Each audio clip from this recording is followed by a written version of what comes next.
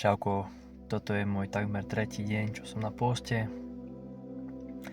Doplňal som akurát minerály, pretože človek sa môže vtedy cítiť slabý, potrebuje ich doplniť. Taktiež mu umierajú parazity, ktoré na neho reflektujú slabosť jedno s druhým. Avšak tu nejde o to zabíjať parazity, ako je v novej dobe známe.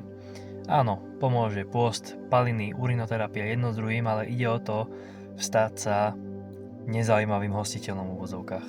Aby ten parazit prišiel a odišiel. Pretože parazity budeme mať v sebe vždycky, pokiaľ jeme a pijeme. Parazit prežije z vody, z ťažkých kovov, z čohokoľvek. Takže toľko k tomu. A prečo vlastne postujem? Pretože sa dostávaš do akejsi hormézy, stresu. A ty vďaka tomu nakopávaš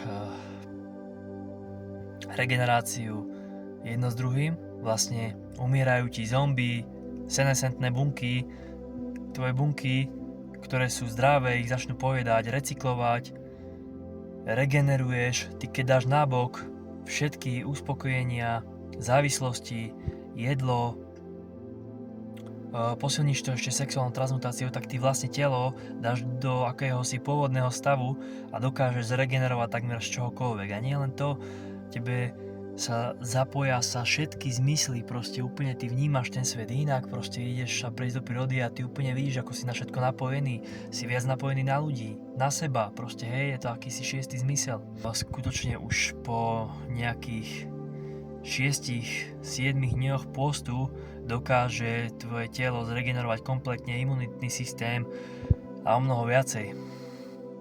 Nakopávaš kmeňové bunky jedno s druhým. Ja osobne som sa zatiaľ dostal po 5. deň klasického postu, mokrý post s vodou a 3 dní som mal suchý zatiaľ najviac. Čo sa vlastne deje najskôr?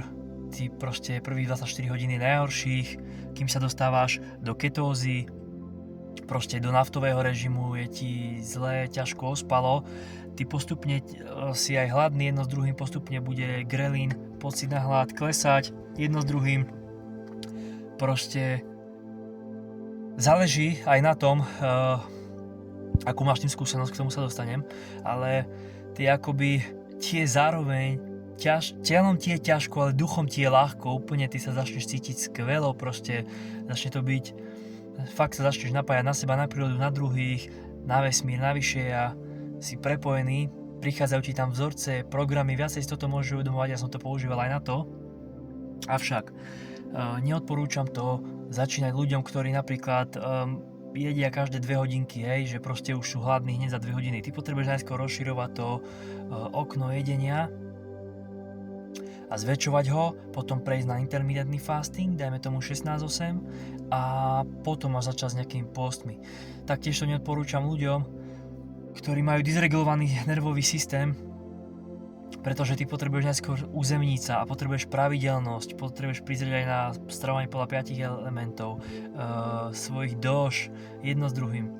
No a ja som to opisoval už vo videu so stravou, choď, mrkni na to kľudne, že vlastne jedlo sa stáva závislosťou, keď každé 2 hodinky potrebujeme sa ísť vlastne zajesť, to je to upokojenie, ukľudnenie sa, zajedenie si tých ťažkých emócií jedno s druhým, hej, nie je to tak, ako nám hovorili, že potrebuješ jesť pomaly 5 krát za deň, ty potrebuješ tomu telu dať priestor, hej, aj duchu, aj duchovi, mysli a všetkému. Takže pôst bola jedna z najlepších vecí, akú som mohol začať robiť. Je to naša prirodzenosť a odporúčam ti to, ale musíš skutočne začať tak, ako som ti povedal. Ak by ťa zaujímalo viacej o postovaní, o strave, o čomkoľvek, napíš mi alebo podaj knihu kurz profile.